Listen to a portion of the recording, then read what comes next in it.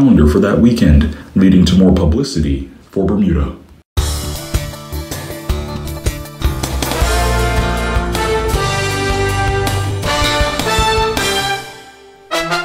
And the weather brought to you by BF&M. Does your to-do list seem to be getting longer and longer? Are you looking for ways to save time? With BF&M, you can. At bfm.bm, you can shop for home, motor, marine, or travel insurance, and you can buy, pay, or renew your insurance online too. Need to pay in installments? With BF&M, you can, even for motor insurance. If you have questions, our live chat agents are available during business hours to assist you, so you can do everything online and save time. That's insurance made easy with BF&M. Visit us online today at bfm.bm.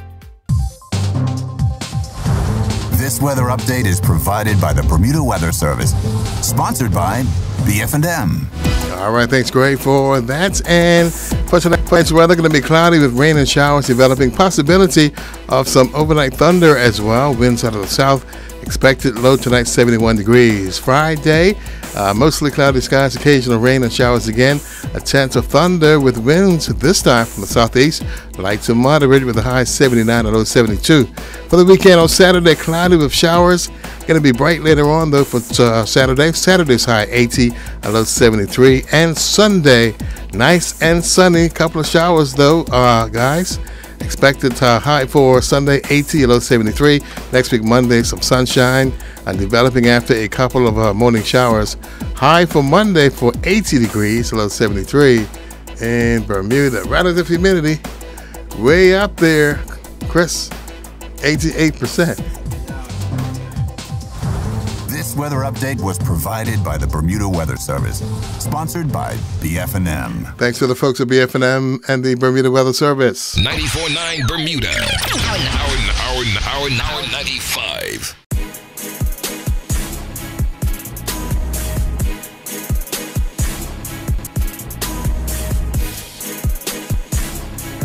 And it is now time for a motion to adjourn with MP Chris Famous and Dwayne Robinson, JP.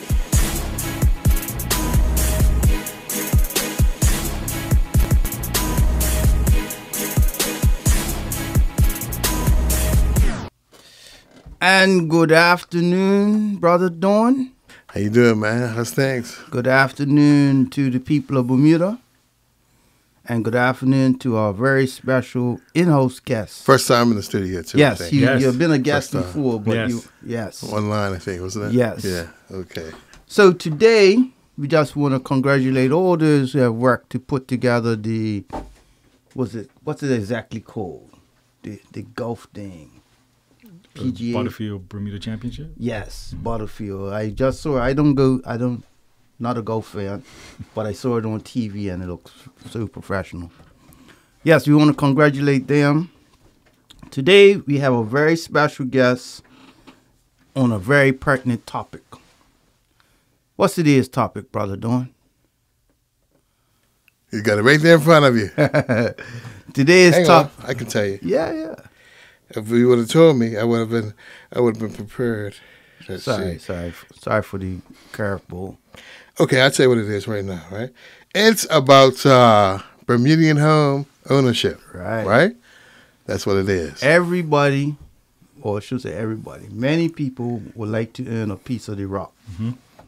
And due to various different variables, whether it be cost, availability, so on and so forth, it's challenging for many. Mm-hmm. And rightfully, they have been, addressing the government to say, what are you all doing about housing? Why my child, or why can't I, as a Bermudian young professional, or just a Bermudian period, afford to earn a piece of the rock in my country? So today's special guest is MP Joshay Adams of constituency 19. No, you got to say we're in Pembroke what? Oh, constituency 19, Pembroke West. Okay, Pembroke West. Say it proudly. You're the first PLP MP from there. I absolutely am. All right. And I hold that with pride.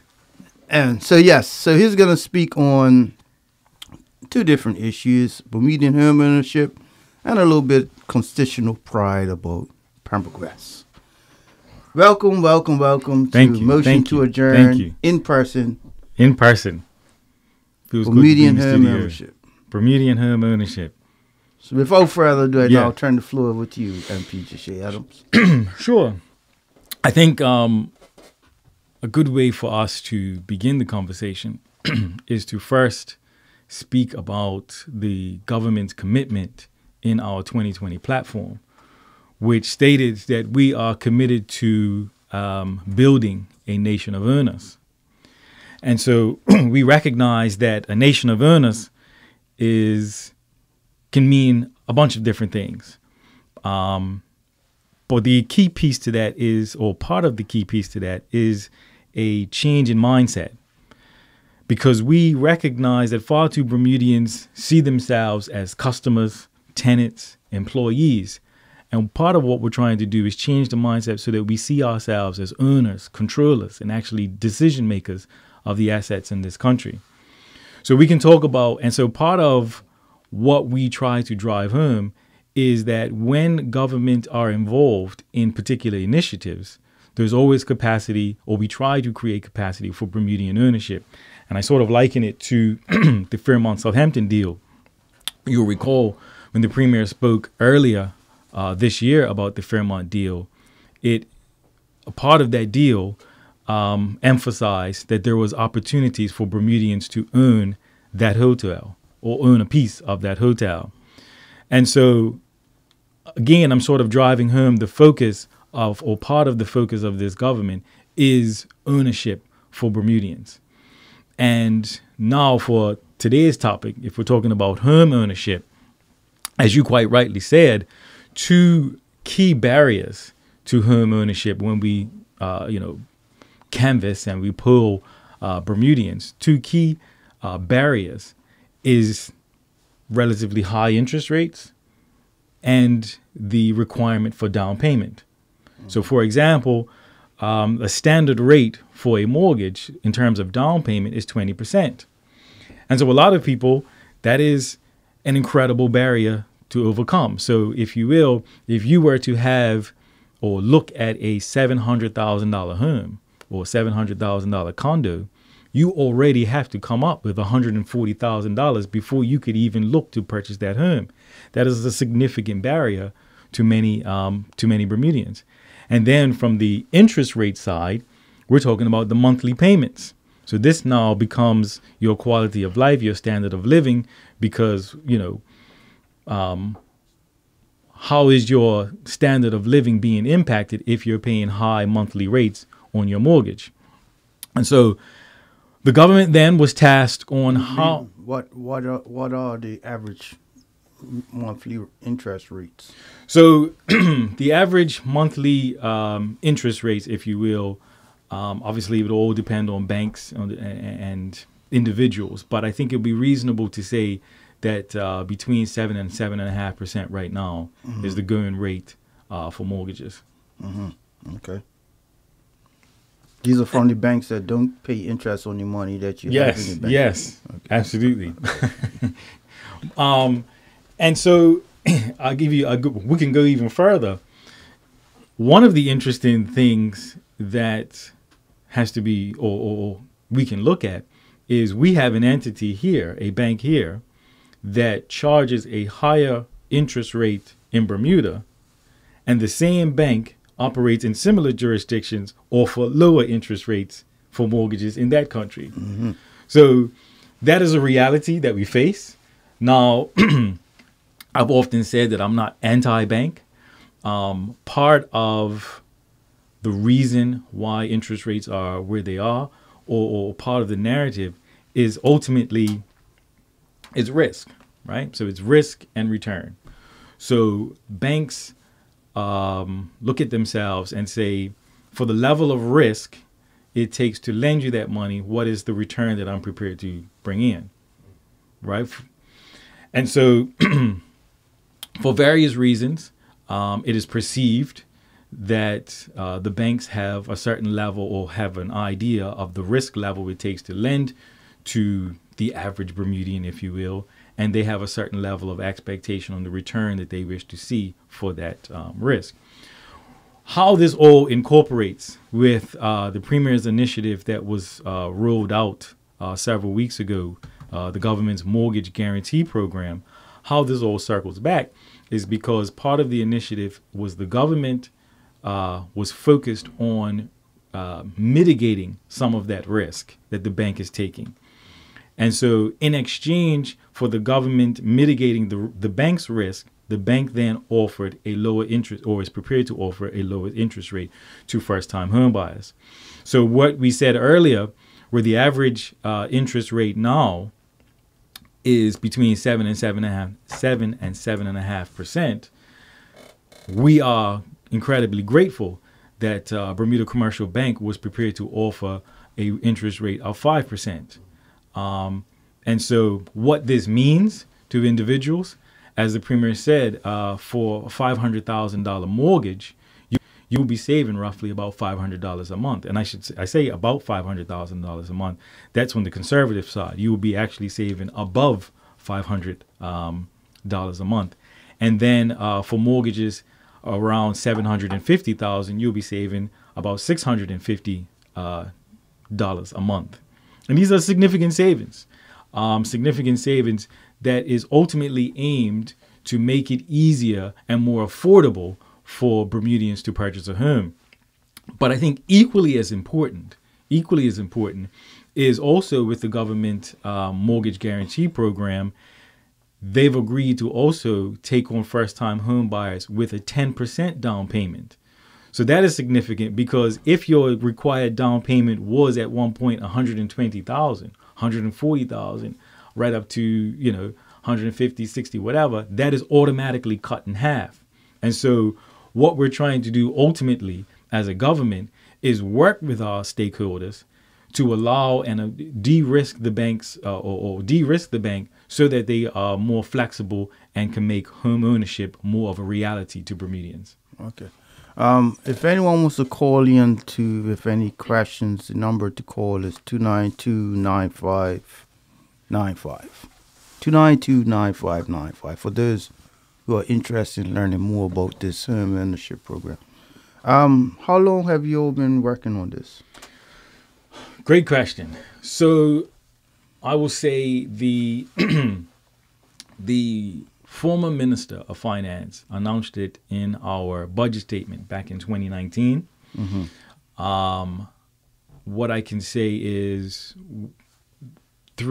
so effectively it has been been worked on since that period of time. Mm-hmm. But ultimately, I would say the later portion, the real meat of the deal, I would say maybe since about February, March of this year.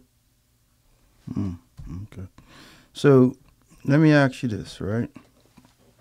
I unfortunately I already have my house, but I'm being my arm being twisted and sure paying this I don't know what I'm paying. I'm paying a lot.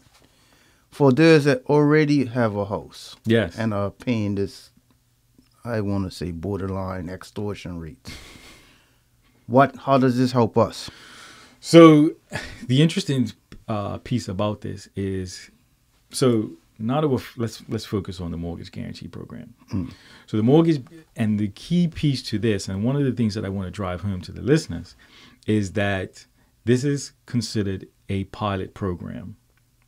And the reason why I emphasize that is we recognize that this program is capped and it's limited and it's restricted, and therefore it will not apply to every single person. Mm-hmm. What I'm saying is, whilst this program is in place, persons can be assured that myself, the Minister of Finance, the Premier, and others are actively working and are involved in initiatives that will help to reduce mortgage rates for everyone. Now, if I was to go now solely focus on the mortgage guarantee program, I will also say that we are just on phase 1 of 3 phases. So the first phase is solely focused on first-time home buyers. That is absolutely the focus of phase 1. And is there an age restriction? There is an age restriction. So at the moment, it is 40 years and under. So those 40 and under are applicable if you are a first-time home buyer. Certainly today, That's what one of the things that we were proud of is that the day we rolled it out, it was available to persons to apply. They can apply at bcb.pm, www.bcb.pm. But that is just the first phase. And the reason why I say that is because phases 2 and 3 that will be rolled out in the not so distant future will actually be applicable to persons who are considering transferring their mortgage over. So instead of paying the 7.5%, if you will, there will be availability for you to transfer that mortgage over and be offered the 5% rate. Okay. So hypothetically, you go out and you meet a young Bermudian.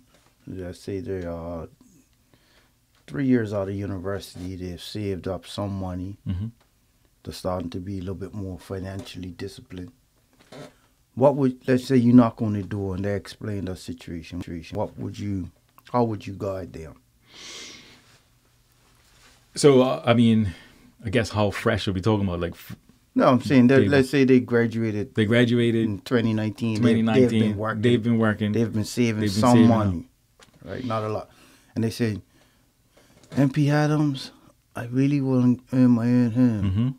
And blah, blah, blah. How would you, as the MP, guide them? So the MP that has this knowledge as well. Sure. I mean, ultimately, I think, first of all, I would certainly say that I'm relieved that that individual is focused on home ownership, right? I think many times we talk about financial literacy and things of that nature. And I think it's important for us to ultimately look at appreciating assets such as a home and think to ourselves, you know, that is the ultimate goal. That is a ultimate goal that they have. One of the things that I would encourage them to do, like I said, if they have the appropriate savings or if they are close to the appropriate savings, to reach out to Bermuda Commercial Bank and really be able to work with them. And the reason why I say that is one of the key pieces to the mortgage guarantee program is the emphasis that the relationship is actually between themselves and the bank. So it's important for persons to know that the government does not have any influence or involvement in any of the decisions. Right, because the next argument is going to be, we all know the road to hell is paved with good intentions, right? So the next argument that you're going to see, or I shouldn't say argument, allegations that you're going to see on social media is that, oh, is there any PLP supporters are going to get in this deal, or is there any people who's friends with so-and-so is going to get in the deal? Right. And so from a political lens, it has to be clarified that this is open to any Bermudian that qualifies. Absolutely. So I can assure you we have absolutely no influence on any decision that's being made. But also, I mean, let's just be frank, right?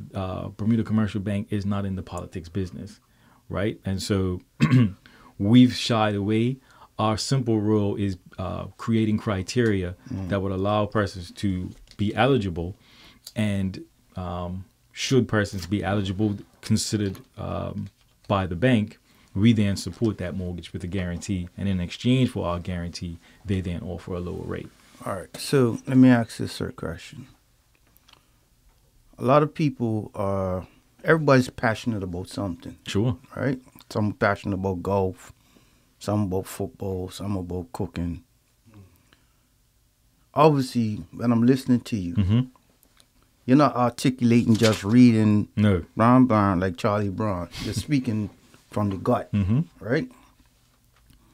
So, without going into overt detail, how did it feel working on this for the last few years? Wow. So, it was exciting, because I'll give you an example, and I've given this example before.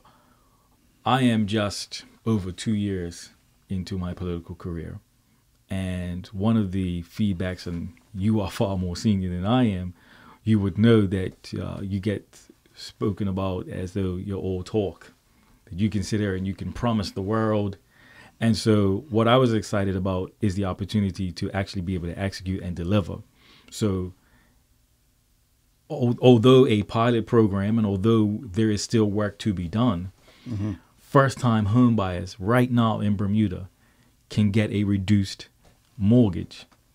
You see what I'm saying? So it's actually, that was the piece to me, was that being able to deliver. So as much as it was working on the project, I think the rolling out, when the I's were dotted, the T's were crossed, the contract was signed, the press conference was there. And actually, and even more so than that, I've had people reach out to me and say, hey, listen, my daughter, my granddaughter, my son has been looking to purchase a home, or, you know, my son and his wife have been looking to purchase a home, and now because of this program, they're able to do so. So it's one of those things where it's you enjoy the work, you enjoy what you do. I mean, that is ultimately what we came into politics to do. But what is actually more or more exciting is the fact that we have delivered, and, you know, recognize that there's still work to be done. We have delivered a product that reduces down payment, reduces mortgage rates in the country. Yeah, I think, and it's very, the thing that is frustrating, because I have a good friend that updates me whenever people are spoken or ignorance, right? I won't call their name. And it's you sit there and you can't, if you as a politician wrote down all that you actually do, Yes. you know, on a week-to-week basis or day-to-day basis, people would say, nah, you're lying. That's not true. There's no way you did all of that. So you don't do it, number one, because you actually don't even have the time to list all these things. And then the one thing that people want to take a knife and, you know, I don't want to say stab you in the back, but stick a knife in you and turn it around and over and over. They try to use that and build they try to reinvent who you are, Yes. the image of who you are, or who your organization is, right? And the day that you did announce, or this was announced, a few of us were invited there, and we came there to show support. True. And it gave a sense to say of not relief, not simply relief, but here's something that young Bermudians, irrespective of how they vote, whether they vote, because one of the prerequisites is not going to be if you vote or if you vote this way or if you vote that way. Prerequisite is you're under 40 and you're a Bermudian and you're a first-time earner. Here's an avenue for you to earn a piece of the rock. Absolutely. That irrespective of the result of the next election, you're still going to earn a piece of this rock. 100%. As long as you're paying your mortgage. Correct. All right? And I saw the look on your face, and it was like, it was I wasn't there the day your daughter was born, but I could see it almost looked the same as a father who saw the child come alive, but being birthed. Sure. Presenting his child for the first time, like, look at this. Sure. You know what I mean? Absolutely. So I say this not just as your colleague, but as a Bermudian with children who one or two of them may qualify, I don't know, right? But irrespective of my children, the fact that people my generation, their children can qualify for this, right? So I just want to thank you for all the years of work, not just yourself, but the former finance minister, the present finance minister, and all the civil servants who we can't call by name. I also want to thank Mr. Grant. Yes. And his crew over at Bermuda Commercial Bank. Yeah, they I mean, it was a pleasure, right? I, as you know, have years of banking background, so I was quite familiar with sort of, you know, where the bank was trying to go, and I knew where the government was trying to go, and negotiations take time, and you got to find the middle ground. But we got there, and like I said, it was just is a pleasure to be able to deliver. So, because at the end of the day, I will not be a politician forever, right? I will not be a politician forever. And so one of the things that I want to be able to emphasize or be able to, walk away from and say, hey, here are some of the things, here's the impact that I've had in my time in this space. And so I appreciate it. I will say, and we talked about the restrictions in terms of being 40 and whatnot.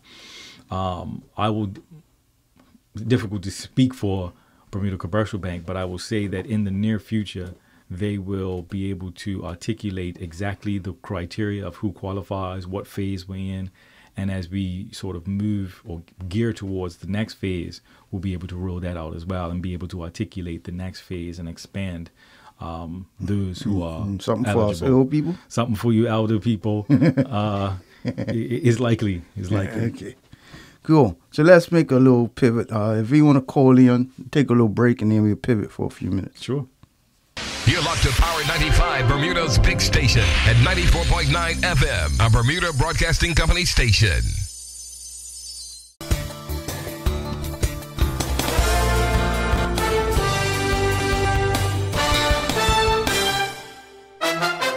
Good evening, everyone. I'm Gray Miners with Bermuda Broadcasting News with your top stories to the hour, brought to you by Butterfield. Take control of your Butterfield credit card by downloading the Butterfield Card Alerts app.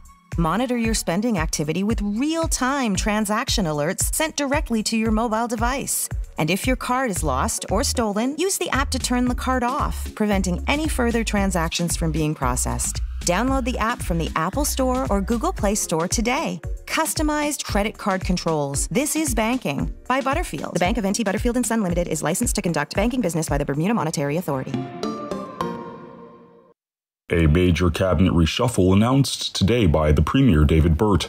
Owen Darrell is the new Minister of Youth, Culture and Sport, having served as Chief of Staff and Senator. He was sworn in this morning at a ceremony at Government House. Former Transport Minister Lawrence Scott and Youth, Culture and Sport Dr. Ernest Peets will now serve from the backbench. Former Minister for the Cabinet Office Wayne Ferbert will now hold the transport portfolio. Vance Campbell will take on the Cabinet Ministry portfolio in addition to his responsibilities under the Ministry of Tourism. The overall number of cabinet ministers was reduced to 12. Detectives are searching for a man in connection to a knife attack on a woman outside her Pembroke home, according to police. Around 10:45 last night, a woman was sitting outside her home on Princess Street, Pembroke, when she was apparently grabbed from behind and a knife placed to her throat. The suspect pushed the woman into her residence. However, on seeing another occupant within the home, the assailant retreated. No persons were injured during the incident and no items of value were taken. The suspect has been described as a light-complexioned male, approximately 6 feet tall and 19 to 21 years old. He wore a gray shirt and black pants with red stripes. Anyone with information can contact police on 211, the Anonymous Crime Stoppers hotline on 800-8477, or speak to a police officer you know. And those were your top stories to the hour, brought to you by Butterfield.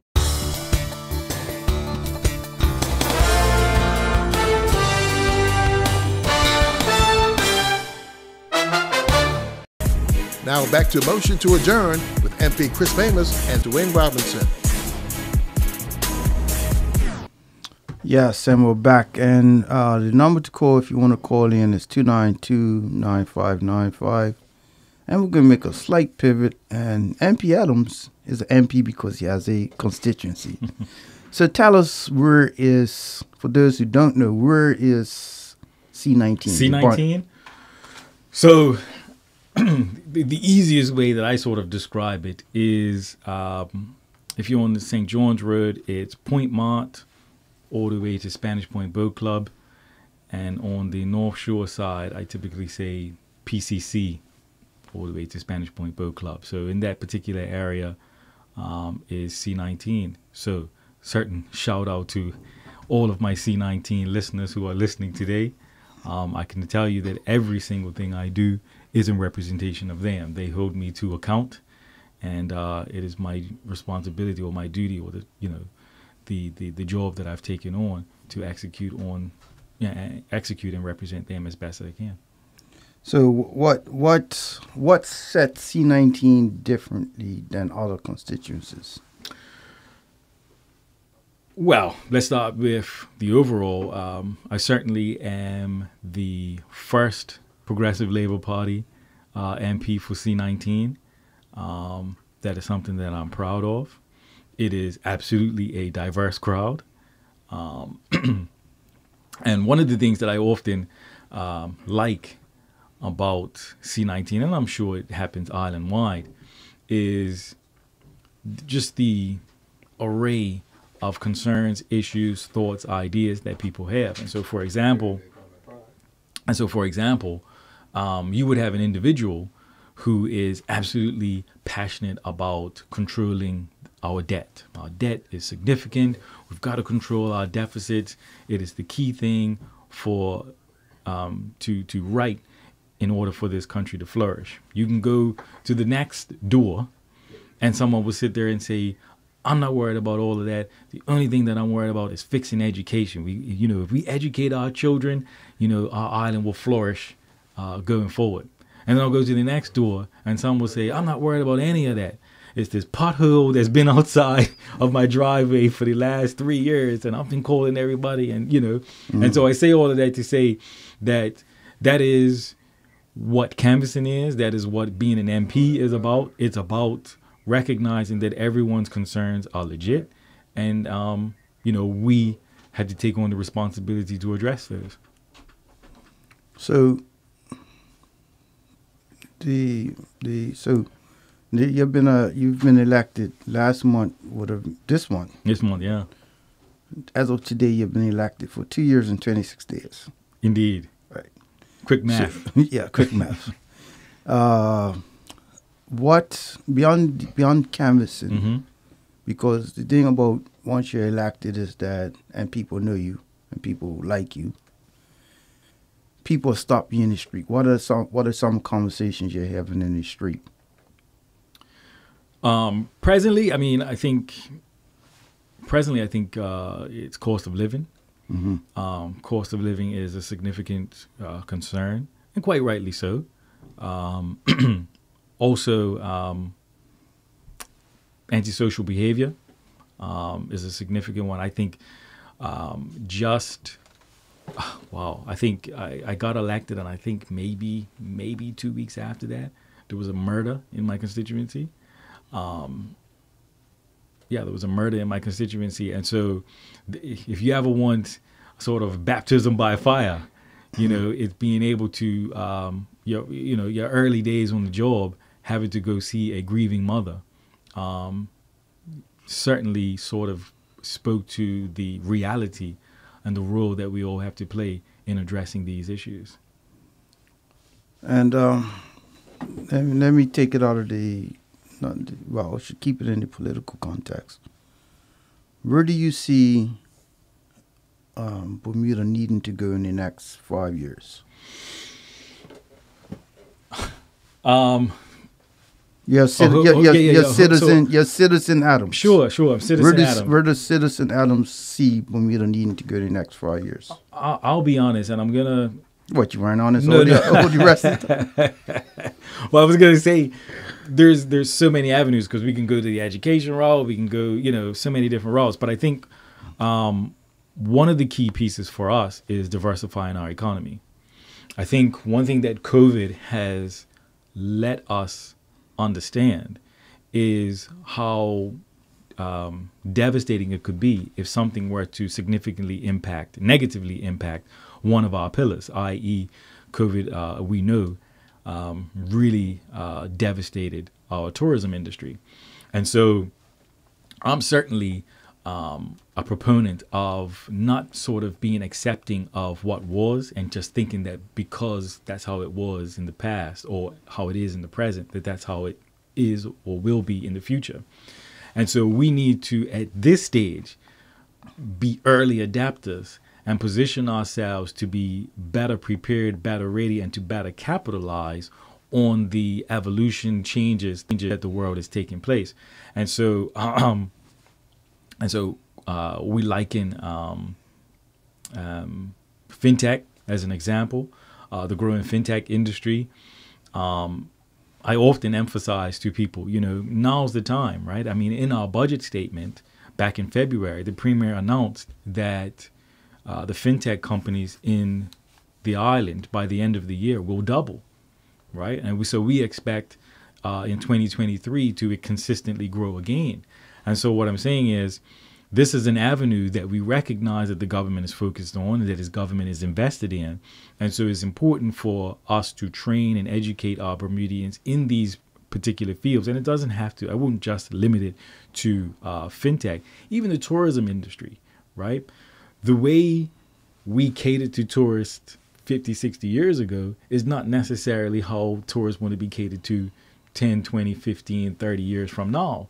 And so where is the tourism industry headed, and how can we best prepare today to be able to capitalize? Because one thing that we cannot escape is the reality is that we, as much as we say Bermuda is another world, we are out here competing. We are absolutely competing. And I think before we sort of likened ourselves and thought to ourselves as competing with similar jurisdictions to ourselves. But the reality is we're now in a space where we're competing worldwide, right? So we are competing for the fintech companies. We are competing for the IV companies. We are competing for tourists. We are competing with the rest of the world. And so the best prepared we are for the future, I think, would allow us to flourish. Okay. We're about to wrap up in a few. First of all, I want to thank you again for the hard work that you have done. I appreciate it. And one of the things that, as an elected person, one of the challenges we had is that we got elected during the height of a pandemic, right? That was 2020. Last year we had the Delta variant, which ravaged our community, and we lost over 100-something people altogether. And as the double-edged sword is that as an elected person, especially as a PLP MP, one of our key things is we knock on doors, we go and visit people. All right, but the double-edged sword is during a pandemic, you can't actually be visiting, going from house to house, because you may have no COVID. You go to Miss Smith, and Miss Smith unknowingly has COVID.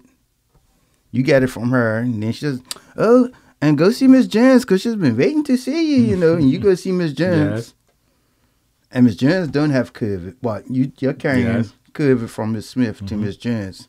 2 days from now, Miss Jones takes sick and dies. Sure. And they're doing the epidemiology tracing. They're like, well, who came to see you? Well, the only person who came to see me was my MP. Right? Yeah. So one of the challenges that I've had is that we haven't been able to canvass the way we should because of the issue with COVID. Now that we have close to 90% vaccination rate, we're getting back out there now. Yes. We're getting back out there. We're knocking on doors. We had a canvassing blitz in C19 earlier this summer. Yes.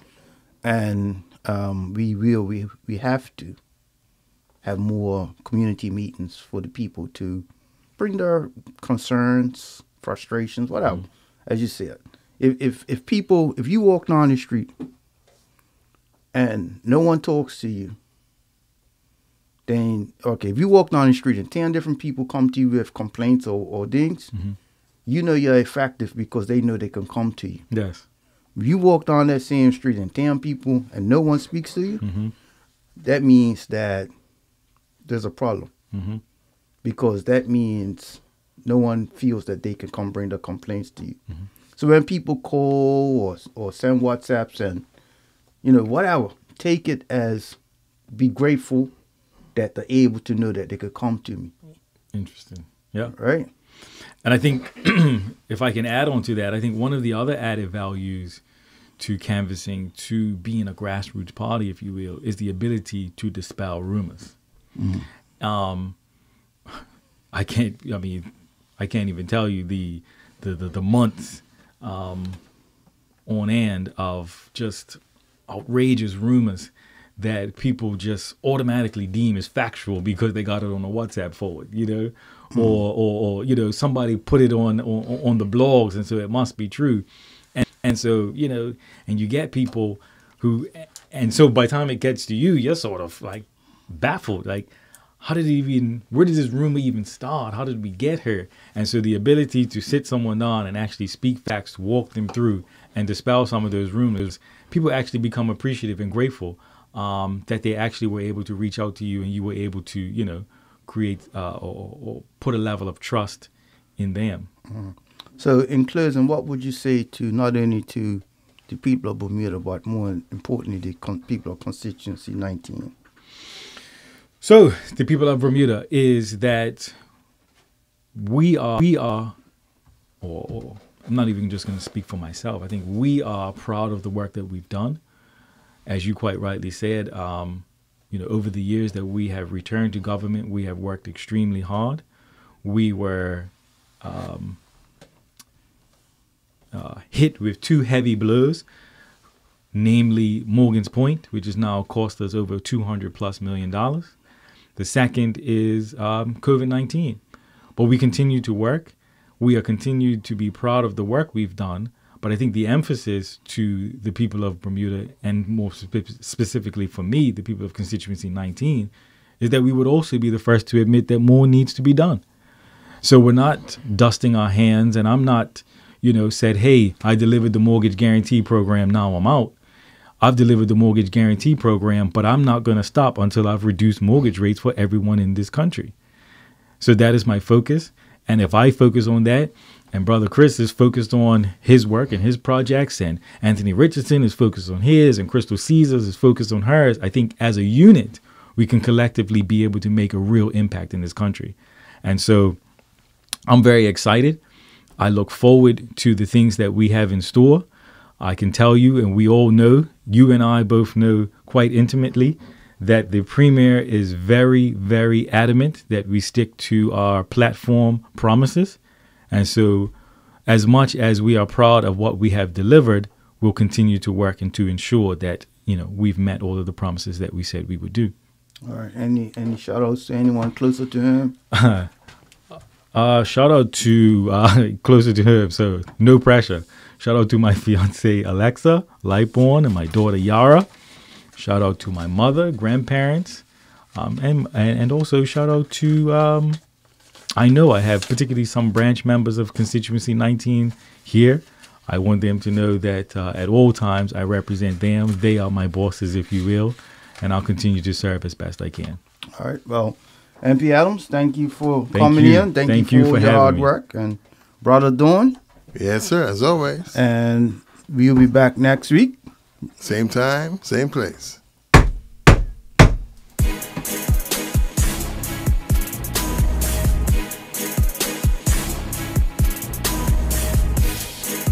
And you have been listening to Motion to Adjourn with MP Chris Famous and Dwayne Robinson, JP.